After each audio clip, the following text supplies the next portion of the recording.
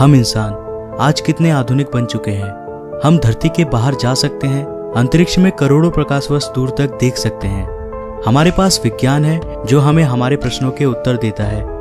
वैज्ञानिक डेटा के जरिए हमने हमारे अस्तित्व का भी काफी हद तक सही अनुमान लगाया है। पृथ्वी जो हमारा घर है, जहां हम मनुष्यों ने कई पीढ़ियां बिताई हैं, जिसने कई करोड़ सालों से जीवन को अपने अंदर आश्रय दिया है और आज भी देता आ रहा है। वैज्ञानिकों के अनुसार पृथ्वी पर जीवों की करीब 87 लाख प्रजातियां रहती है, जिसमें से केवल 15% प्रजातियों को ही हमने आज तक खोजा है। लेकिन आखिरकार ये सारे जानवर आए कहां से थे? आखिर धरती पर जीवन की शुरुआत कैसे हुई थी? इसे जानने के लिए हमें समय में पीछे जाना होगा, उस समय पर जब धरती अपनी शुरुआती अवस्था में थी। तो आइए चलते हैं आज से करीब 4.5 अरब साल पीछे।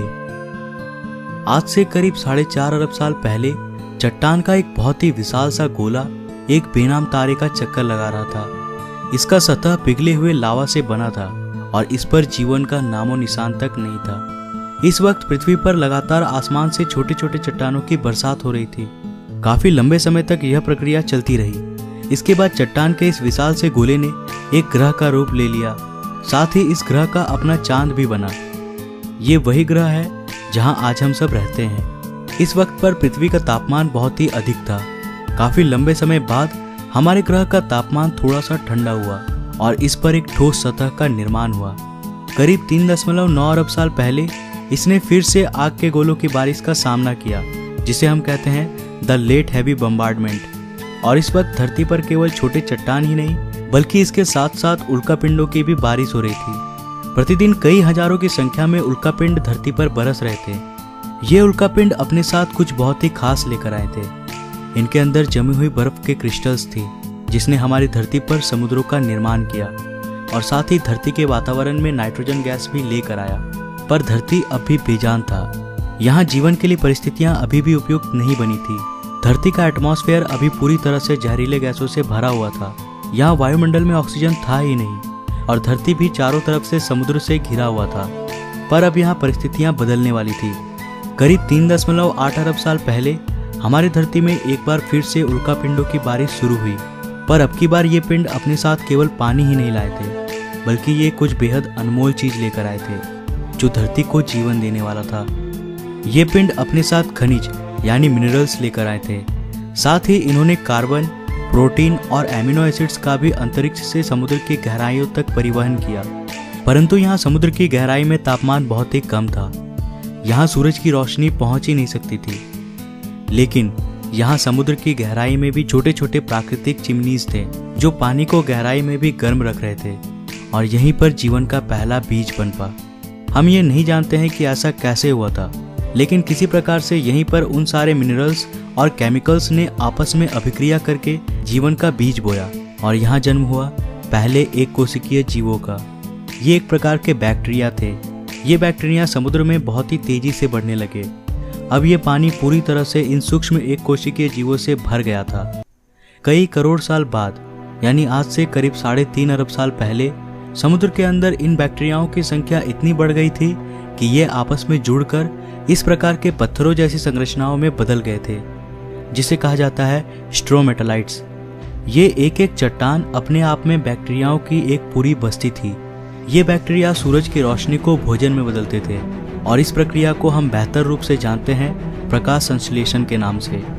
इसी प्रक्रिया में ये एक उत्पाद, एक बाय प्रोडक्ट को निकालते थे, एक गैस, ऑक्सीजन। इन सूक्ष्म जीवों ने धरती पर एक सबसे अनमोल चीज का निर्माण किया, जो धरती में जीवन को पनपने के लिए सबसे ज्यादा महत्वपूर्ण था और वास्तव में इसके बिना धरती पर कोई जीव जीवित नहीं रह पाता। करीब 2 अरब सालों तक पृथ्वी के वायुमंडल में ऑक्सीजन की मात्रा लगातार बढ़ती रही। आज से करीब 1.5 अरब साल पहले धरती में अब भी किसी प्रकार का कॉम्प्लेक्स लाइफ विकसित नहीं हुआ था और ना ही धरती पर इतने बड़े बड़े महाद्वीप थे। धरती पर केवल छोटे छोटे द्वीप थे जो चारों तरफ से पानी से घिरे थे। मगर अब धरती के क्रस्ट में हलचल होने लगी। इससे धरती की सतह कई सारे टेक्टोनिक प्लेट्स में टूट गई। फिर इन प्लेट्स में मूवमेंट के कारण ये सारे छोटे छोटे द्वीप आपस में जुड़ गए और एक सुपर कॉन्टिनेंट का निर्माण किया, जिसका नाम था रोडेनिया। इस वक्त धरती का तापमान 30 डिग्री सेल्सियस था और धरती का एक दिन 18 घंटों का था। मगर अब समय के साथ यहाँ परिस्थितियाँ बदलने वाली थी। आज से करीब 75 करोड़ साल पहले धरती की रूपरेखा बदल रही थी। धरती का सुपर कॉन्टिनेंट अब 2 भागों में टूट गया और धरती के नीचे का लावा ज्वालामुखी विस्फोट के साथ धरती की सतह पर निकलने लगा। इन विस्फोट के कारण धरती में कार्बन डाइऑक्साइड की मात्रा काफी बढ़ गई। अब धरती का आसमान इन कार्बन डाइऑक्साइड के घने बादलों से घिर चुका था। इन बादलों से लगातार अम्लीय वर्षा यानी एसिड रेन्स होने लगे। इससे धरती के वातावरण का अधिकतर कार्बन डाइऑक्साइड धरती के चट्टानों पर कार्बन के मोटे मोटे परत के रूप में जमने लगे, जो इस बारिश के पानी के साथ बरस रहे थे। इससे वायुमंडल में कार्बन डाइऑक्साइड की मात्रा में भारी कमी हो गई और अब धरती का वायुमंडल सूरज की गर्मी को रोकने के काबिल नहीं रह सका। इससे धरती का तापमान बहुत ही तेजी से कम होने लगा और धरती पर पहले हिमयुग यानी आइस एज की शुरुआत हुई। ये आइस एज अब तक का सबसे लंबा आइस एज था, लेकिन ये भी हमेशा के लिए नहीं रहने वाला था। समय के साथ साथ वायुमंडल में कार्बन डाइऑक्साइड की मात्रा फिर से बढ़ने लगी और पृथ्वी का तापमान फिर से बढ़ने लगा। इससे धरती पर जमा बर्फ धीरे धीरे पूरी तरह से गलने लगा और पृथ्वी फिर से सामान्य रूप में आने लगी। लेकिन उन सिंगल सेल बैक्टीरिया का क्या हुआ जो आइस एज के आने से पहले समुद्र में थे? आज से करीब 54 करोड़ साल पहले अब धरती का सारा बर्फ पूरी तरह से पिघल चुका था। इस वक्त समुद्र के अंदर जाने पर हमें एक बिल्कुल नई दुनिया देखने को मिलती है। ऑक्सीजन की उपलब्धता में अब वे एक कोशिकीय जीव कई अन्य रूपों में विकसित हो चुके थे। यहाँ चारों तरफ समुद्रीय पौधे, ऐसे अजीब से छोटे छोटे समुद्री जीव थे, साथ ही ये दैत्याकार समुद्री दानव भी था, एनोमेलाकैरिश। ये सब कॉम्प्लेक्स मल्टीसेल्युलर ऑर्गेनिज्म के नए प्रजाति थे जो कि एक कोशिकीय सूक्ष्म जीव से विकसित हुए थे। ये है पिकाया। ये केवल 5 सेंटीमीटर लंबे थे, लेकिन इन्होंने अपने शरीर में कुछ बेहद ही खास विकसित कर लिया था, जो आगे चलकर हमारे शरीर का एक महत्वपूर्ण अंग बनने वाला था। ये पहले जीव थे जिनके पास रीढ़ की हड्डी थी और इन्हीं से विकसित होकर ये खासियत हमें भी मिलने वाली थी। आज से करीब 46 करोड़ साल पहले अब धरती कुछ हद तक जानी पहचानी हो गई थी। धरती का सुपर कॉन्टिनेंट अब और भी कई भागों में टूट गया था, परंतु अब भी यहाँ जमीन पर रहने वाले जीव नहीं आए थे और धरती के सतह पे पेड़ पौधे भी नहीं उगे थे। पर ऐसा क्यों था? दरअसल ऐसा सूरज से आने वाले हानिकारक अल्ट्रावायलेट किरणों की वजह से हो रहा था।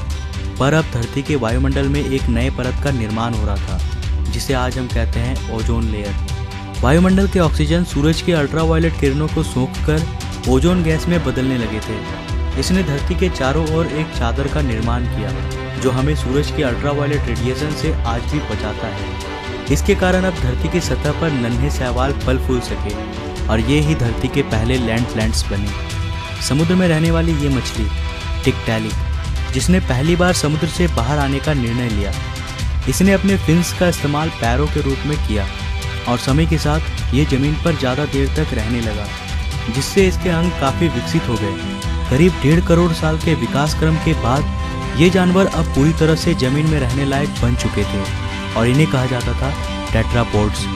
आज से करीब 36 करोड़ साल पहले ये टेट्रापोड्स पूरी तरह से विकसित हो गए थे और अब ये पूरी तरह जमीन पर रहने वाले जीव बन गए। ये ही वो जीव थे जो आगे चलकर डायनासोर्स, बर्ड्स, मैमल्स और अंत में इंसानों में विकसित होने वाले थे। यहाँ से एक नए प्रजाति की शुरुआत हुई, लेकिन अब धरती का बुरा वक्त आने वाला था। समय के साथ जीवों की विकास प्रक्रिया जारी रही, लेकिन साथ ही धरती का वातावरण भी बहुत तेजी से बदल रहा था। एक बार फिर से ज्वालामुखी विस्फोट के कारण धरती का तापमान बहुत ही बढ़ गया। इससे धरती पर बहुत बड़ा अकाल पड़ गया। इस अकाल में लगभग सारे पेड़ सूख गए और धरती पर जीवों की कुल 95% आबादी साफ हो गई। इस अकाल में कुछ जीव ही जिंदा बच पाए, जिन्होंने जिंदा रहने के लिए कुछ भी खाना शुरू कर दिया और गर्मी से बचने के लिए जमीन के अंदर रहने लगे। पर समय के साथ साथ फिर से परिस्थितियों में सुधार आया। धरती का वातावरण फिर से सामान्य हो गया। आज से करीब 20 करोड़ साल पहले अब धरती की रूपरेखा काफी हद तक बदल गई थी। ज्वालामुखी विस्फोट से नए भूभागों का निर्माण हुआ, जिन्होंने आपस में मिलकर एक सुपर कॉन्टिनेंट का निर्माण किया, जिसका नाम था पेंजिया। अब धरती अंतरिक्ष से काफी हद तक आज की जैसी दिखाई देती थी। इतने बड़े अकाल के गुजरने के बाद धरती वापस से सामान्य हो गई। सतह पर फिर से नए पेड़ पौधे उगने लगे और धरती पर जो 5% जीव बच पाए थे वे अब विकसित हो चुके थे और एक बिल्कुल नए प्रजाति का जन्म हुआ था जो आने वाले समय में धरती पर अपना शासन चलाने वाला था। वे थे डायनासोर्स। डायनासोर्स असल में उन्हीं 5% रेंगने वाले जीवों से विकसित हुए थे जो उस अकाल में खुद को किसी प्रकार से बचा पाए थे। डायनासोर्स के भी कई प्रजातियां थी, कुछ शाकाहारी थे तो कुछ मांसाहारी। कुछ डायनासोर्स बहुत ही शांत स्वभाव के थे तो कुछ बहुत ही हिंसक। डायनासोर्स ने भी काफी लंबे समय तक धरती पर राज किया। करीब 11 करोड़ साल तक ये धरती पर फल फूल रहे थे। पर इसके बाद क्या हुआ? सारे डायनासोर्स कहाँ विलुप्त हो गए और इंसान कहाँ से आए? ये हम जानेंगे अगले एपिसोड में। तो आज के लिए बस इतना ही। अगर आपको दूसरा एपिसोड चाहिए तो इस वीडियो को लाइक करो। अगर इस वीडियो में कुल 2500 लाइक्स मिलते हैं तो मैं इसका नेक्स्ट एपिसोड भी जरूर लाऊंगा। तो वीडियो को ज़्यादा से ज़्यादा लाइक करो और शेयर करो। अगर आप नए हो इस चैनल पे तो ऐसे ही और एक्साइटिंग वीडियोस के लिए चैनल को अभी सब्सक्राइब कर लो, साथ ही नोटिफिकेशन बेल को भी ऑन कर लो। मैं मिलता हूँ फिर से एक नए एपिसोड के साथ। तब तक के लिए बाय।